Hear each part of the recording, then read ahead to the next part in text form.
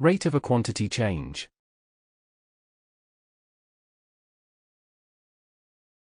Earlier we discussed rate examples where time was involved. In such situations, we want to calculate how the other quantity change over time. Therefore, the rates expressing these changes are obtained by dividing two differences, the difference in the given quantity and the difference in time, which in many cases is not evident because we often take the initial time as 0 and therefore, the difference in time simply gives the final time. In general, we have y for the rate of a quantity change. We have the following shown on screen. Example 1. The price of an item in 2019 was $80 and in 2022 the same item was priced at $104. What is the yearly, annual, rate of the price increase? Solution 1. Here, the quantity y represents the price. Thus, using the general formula of rate of change, we have the following shown on screen.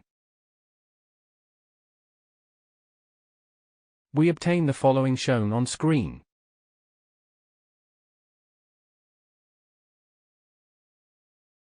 The rate of a quantity change can be also negative.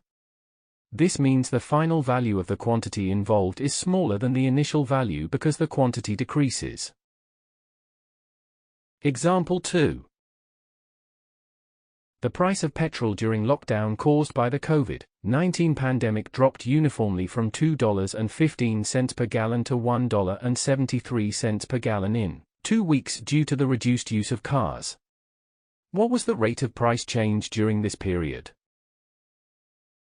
Solution 2. Price reduction here represents the rate of price change. We have the following shown on screen.